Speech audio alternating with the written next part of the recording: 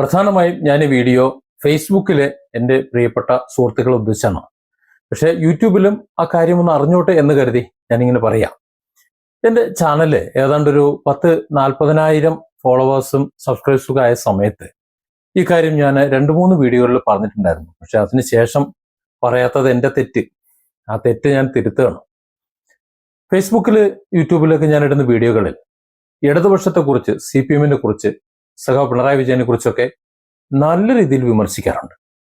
പക്ഷെ നിങ്ങളൊരു കാര്യം ശ്രദ്ധിക്കണം, ആ വിമർശനങ്ങളിൽ എവിടെയും തന്നെ അനാവശ്യമായിട്ട് അപമാനിക്കുന്ന ഏതെങ്കിലും വാക്കുകൾ, തെറി വാക്കുകൾ, അത്തരത്തിലുള്ള അവഹേളനങ്ങൾ അതൊന്നും ഞാൻ ഉപയോഗിക്കാറില്ല. അതിന് 2 കാരണങ്ങളാണ്. ഒന്ന്, ആ സംസ്കാരം എനിക്കില്ല, ഞാനത് ചെയ്യില്ല. ശത്രുക്കളാണെന്നുണ്ടെങ്കിലും ഞാനത് ചെയ്യാറില്ല, ആരെയും തെറി വിളിക്കാറില്ല. അതെൻ്റെ ഒരു ശീലം. കാരണം ഞാൻ ട്രെയിനിങ് മേഖലയിലുള്ള ആളാണ്, വിദ്യാഭ്യാസ മേഖലയിൽ ക്ലാസ് എടുക്കുന്ന ആളാണ്, ഒരു ഫാമിലി കൗൺസിലറാണ്, മറ്റു പല ഫാമിലി ക്ലാസ്സുകളും ഞാൻ എടുത്തുകൊണ്ടിരിക്കുന്നുണ്ട്. അതിന്റെ വീഡിയോകളൊന്നും ഞാൻ എടുക്കാറില്ല, യൂട്യൂബിലും ഫേസ്ബുക്കിലും ഇടാറില്ല എന്നേ ഉള്ളൂ. പണ്ട് ഞാൻ ഇട്ടിരുന്നു, ഈ ഡിഫറെന്റ് ആംഗിൾസ് എന്ന് പറയുന്ന ചാനലാകുന്നതിന് മുമ്പ്, അതിനു മുമ്പ് ഇട്ടിരുന്നു. പക്ഷെ ഇപ്പൊ ഞാനൊന്നും ഇടുന്നില്ല. അതിന്റെ ആവശ്യമില്ല. ഞാനൊരു അല്ലാത്തൊരു സാധാരണ ജീവിതം നയിച്ചു പോകുന്ന ഒരു സാധാരണക്കാരനാണ്. പക്ഷെ മറ്റുള്ളവരെ അവഹേളിക്കാതിരിക്കാൻ ഞാൻ ശ്രമിക്കാറുണ്ട്. പക്ഷെ എൻ്റെ വീഡിയോയ്ക്ക് താഴെ വരുന്ന ചില കമന്റുകൾ വളരെ അസഭ്യമായിട്ട് എൻ്റെ വീട്ടിലുള്ള എൻ്റെ ഭാര്യയെയും അമ്മേനെയും അതുപോലെ മറ്റുള്ളവരെയും പെങ്ങന്മാരെയും ഒക്കെ ചീത്ത വിളിച്ചുകൊണ്ട് ചില അവരുടെ സംസ്കാര സമ്പന്നത ഇങ്ങനെ വെളിപ്പെടുത്താറുണ്ട്. അതുകൊണ്ടാണ് ഇത്തരത്തിലൊരു വീഡിയോ ചെയ്യുന്നത്. നിങ്ങൾക്ക് അത്തരത്തിലുള്ള ഒരു അഭിപ്രായം പറയുമ്പോൾ നിങ്ങൾക്ക് നിങ്ങളുടെ ആ ഫ്രസ്ട്രേഷൻ അങ്ങ് ഇറക്കി വെക്കുകയാണ്, നിങ്ങളുടെ അമർഷം ഇറക്കി വെക്കുകയാണ്. സത്യത്തിൽ നിങ്ങൾ കാണിക്കുന്നത് നിങ്ങളോട് തന്നെ, നിങ്ങളുടെ കുടുംബത്തോട് തന്നെ ചെയ്യുന്ന ഏറ്റവും വലിയ ഒരു അപകടമാണ്, ഒരു മോശം പ്രവൃത്തിയാണ്. കാരണം എൻ്റെ ആദ്യ വീഡിയോകളിൽ ഞാൻ പറഞ്ഞിരുന്നു, എന്നെ തെറി വിളിച്ചു കഴിഞ്ഞാൽ, എന്നെ അപമാനിച്ചു കഴിഞ്ഞാൽ അതൊന്നും ഞാൻ എടുക്കാറില്ല, ഞാനത് കേൾക്കാറുമില്ല, പഴിക്ക് പോകാറുമില്ല. ആരെങ്കിലും എന്നെ വിളിച്ചു കഴിഞ്ഞാൽ, ഇപ്പൊ നമ്മൾ വഴിയെ നടന്ന് പോകുമ്പോൾ എന്തെല്ലാം എവിടെയെല്ലാം കിടക്കുന്നുണ്ട്, നമ്മൾ അതൊക്കെ എടുത്തു വെക്കും. നായക്കാട്ടം കിടക്കുന്നുണ്ട്, ആനപ്പിണ്ടം കിടക്കുന്നുണ്ട്, ഇതൊക്കെ എടുത്ത് ബാഗിൽ വെച്ചുകൊണ്ട് പോകും? ഇല്ലല്ലോ, അതവിടെ കളഞ്ഞിട്ട് പോകും. എന്നതുപോലെ എൻ്റെ കമന്റ് ബോക്സിൽ വന്നിട്ടുള്ള കമന്റുകളിൽ ഞാനൊന്ന് ഓടിച്ചു നോക്കും. ഇപ്പൊ ഫേസ്ബുക്കിൽ വല്ലാതെ ഞാൻ നോക്കാറില്ല, കാരണം ഏറ്റവും കൂടുതൽ തെറിവിളിയാണ്. അതുകൊണ്ട് ആ ഭാഗത്തേക്ക് നോക്കൂല. എന്നാലും ആരെങ്കിലും എന്തെങ്കിലും പറഞ്ഞിട്ടുണ്ടോ ജസ്റ്റ് ഒന്ന് ഓടിച്ചു നോക്കാറുണ്ട്. അഭിപ്രായങ്ങൾ, മറുപടി പറയാറില്ല എന്ന് മാത്രം. അപ്പൊ ആ നിലയിൽ പരിശോധിക്കുമ്പോൾ കാണുന്ന മറുപടികൾ ഞാൻ എടുക്കാറില്ല, എനിക്ക് ആവശ്യമില്ല. അത്തരത്തിലുള്ള കാര്യങ്ങൾ ഞാൻ അവർക്ക് തന്നെ തിരിച്ചു കൊടുക്കുകയാണ് പതിവ്. എന്ന് പറഞ്ഞാൽ ഇങ്ങോട്ടിട്ടത്, ഛർദ്ദിച്ചിട്ടത് ഞാൻ തിരിച്ചങ്ങോട്ട് കൊടുക്കുക. നമുക്ക് വേണ്ട.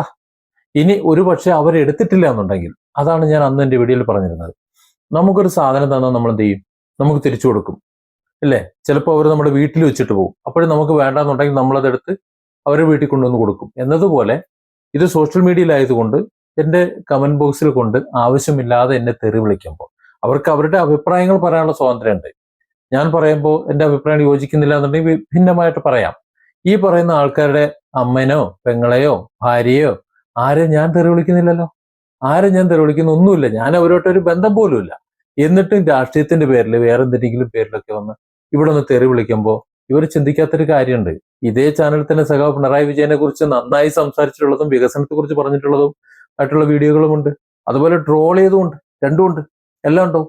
ഞാൻ എൻ്റെ അഭിപ്രായം പറയുന്നു, അത്രേ ഉള്ളൂ. നിങ്ങൾക്ക് നിങ്ങളുടെ അഭിപ്രായം പറയാൻ, വിമർശിക്കാനുള്ള അവകാശം, അവസരം എല്ലാം ഉണ്ട്.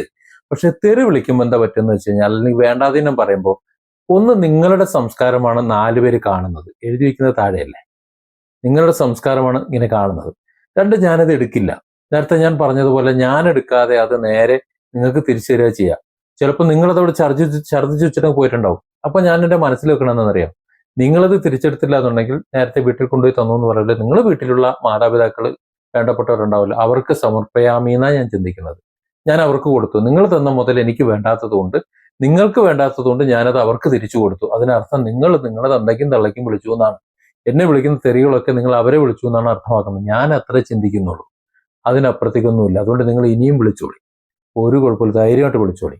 പക്ഷെ ഇത്തരത്തിൽ തെറി വിളിച്ച് എതിരാളികളാണെന്ന് കരുതുന്നവരെ അടിച്ചമർത്താൻ ശ്രമിക്കുന്നത്, അതിന് വെറും വിവരക്കേടെന്നേ പറയാൻ പറ്റുള്ളൂ, അല്ലാതെ അതിനൊരു മഹാകാര്യമായിട്ട് പറയാനൊന്നും പറ്റൂല. ഞാൻ ഒന്നുകൂടി ഒന്ന് ഓർപ്പിച്ചെന്നേ ഉള്ളൂ. നമ്മുടെ സഖാക്കൾ ഒരുപക്ഷെ ആ പഴയ വീഡിയോകൾ കാണാത്തവരാണെന്നുണ്ടെങ്കിൽ ഒന്ന് ഓർപ്പിച്ചു എന്ന് മാത്രമേ ഉള്ളൂ. Different angles. Don't forget to subscribe and support this channel.